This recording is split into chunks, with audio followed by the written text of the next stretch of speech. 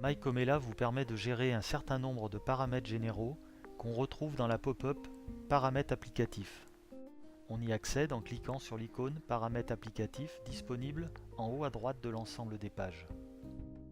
Dans la pop-up qui s'affiche, vous pouvez gérer un certain nombre de paramètres liés à la gestion des stocks, aux valeurs par défaut, aux paramètres de connexion et de stockage, aux paramètres d'envoi des mails, à la liste des codes TVA et à la liste des unités par défaut.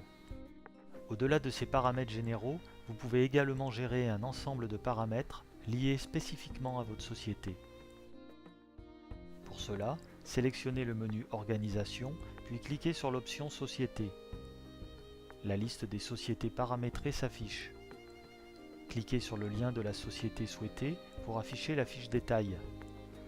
Dans l'entête principale, on peut saisir et modifier les informations générales de la société, telles que son sigle, son numéro de sirène, son code NAF, son type, sa raison sociale, son adresse de siège et ses coordonnées téléphoniques liées. On peut également sélectionner le logo de la société qui sera utilisé dans les documents et dans certains affichages. On peut également définir les modèles d'impression et les paramètres d'édition des différentes pièces commerciales, devis, commandes, factures, commandes d'achat, etc. Dans la partie Organisation, les paramètres de la société sont organisés sous forme d'onglets. On trouve d'abord l'onglet Société, qui permet de décrire la liste des agences, des services et des personnels utilisateurs. Dans l'onglet Dépôt, on va pouvoir définir les différents dépôts de stockage par agence. Dans notre exemple, on a défini deux dépôts, le dépôt central et le dépôt annexe. Dans les onglets Négoce, Dépenses et Recettes, on va pouvoir définir le classement des articles correspondants par groupe, famille et sous-famille. Ces classements sont très importants et doivent être réalisés soigneusement pour permettre ensuite une analyse fine et adaptée des données de la société à l'aide des tableaux de bord. Dans l'onglet Catégories, on pourra définir par type d'information les différentes catégories qui permettront également une analyse plus fine de son activité.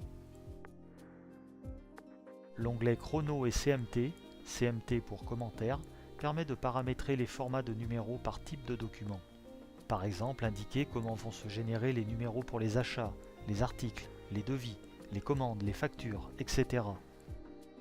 L'onglet Banque permet de lister les banques et les comptes bancaires de la société. Enfin, l'onglet Plan comptable permet de paramétrer les codes comptables utilisés par la société. Par défaut, MyComella fournit un plan comptable standard, mais vous pouvez utiliser celui qui vous convient le mieux. Toutes ces listes se présentent sous forme d'arborescence de type dossier, sous-dossier, etc. Par exemple, dans l'onglet Société, une pop-up s'affiche quand on clique sur un des liens. On peut alors saisir ou modifier les informations correspondantes en fonction du type de lien sélectionné. Par exemple, si on clique sur le lien d'un utilisateur, toutes les informations concernant l'utilisateur s'affichent. Les informations de connexion, les autorisations et les droits d'accès applicatifs. Vous pouvez bien sûr ajouter des services, ajouter des acteurs en cliquant sur les liens Ajouter, en haut à droite des listes concernées. On a le même fonctionnement pour les dépôts. Cliquez sur le lien concerné pour afficher la pop-up détail et visualiser les informations du dépôt. Vous pouvez bien sûr mettre à jour ces informations. Vous pouvez également ajouter des dépôts en cliquant sur le lien Ajouter un dépôt. Le fonctionnement est le même pour l'ensemble des types d'informations.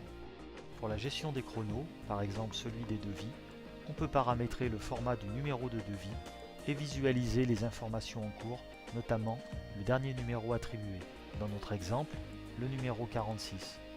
Et donc, notre prochain devis prendra le numéro 47. On peut indiquer la réinitialisation des numéros au changement d'année. On peut définir un préfixe et un format numérique, dans notre exemple DV, et 6 chiffres complétés par des zéros devant le numéro.